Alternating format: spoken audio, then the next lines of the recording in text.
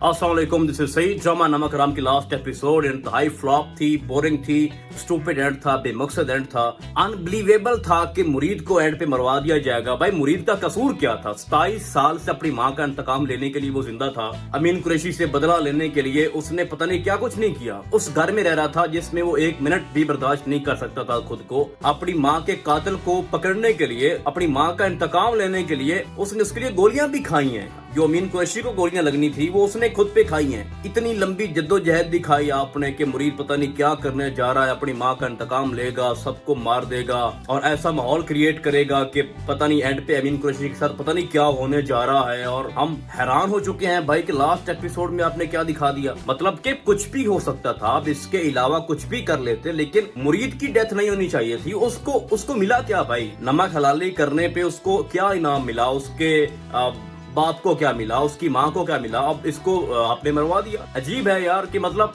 जो हमारे राइटर हैं वो इस तरह का एंड भी कर सकते हैं ड्रामों का। जिसको सजा मिलनी चाहिए थी उसको सजा तब मिली जब उसने उसके बेटे को ही मार दिया। जब आप दिखा रहे हो कि इतना वो जालिम शख्स है कि उसने अपनी बेटी का सुहाग जो है उसको मार दिया, ठीक है, उसको ये भी पता है कि अब ये बाप बन चुका है, फिर भी उसने गोली मार दी है।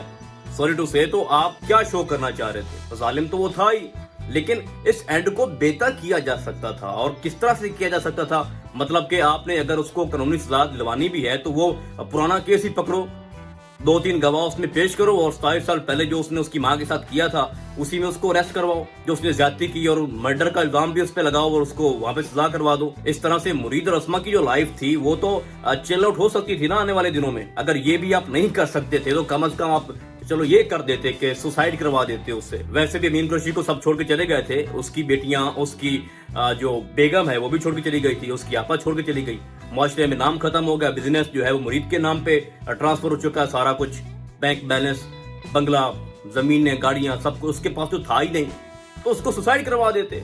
एक कितने से मकसद के लिए कि मुरीद ने अपनी वाइफ की बात को मानते हुए और अपने बेटे की कसम को उसने उसकी लाज रखी और उसने गोली खा ली, तो उसने खुद उस पे जो है शूट नहीं किया। इससे बहुत बेहतर एंड हो सकता था। ऐसा नहीं होना चाहिए था भाई। मुझे पता है जितने भी लोग इस ड्रामे को देख रहे थे सब इस ड्रामे से वो मुत्तफिक नहीं है, इसकी एंडिंग से मुत्तफिक नहीं है। ड्रामा उससे पहले बहुत अच्छा था, सेकंड लास्ट एपिसोड से पहले ड्रामा बहुत अच्छा जा रहा था, लेकिन जिस तरह से सेकंड लास्ट एपिसोड आई फिर लास्ट एपिसोड तो अनबिलीवेबल हो गया भाई। ऐसा भाई कुछ भी कर देते हो आप। जब आपके पास चॉइसेस हैं, आप ड्रामे को बहुत अच्छा बना सकते हो, तो आप इस तरह की एंडिंग लिखना कोई जरूरी नहीं होता। जो राइटर को अच्छा लगा उसने वही किया।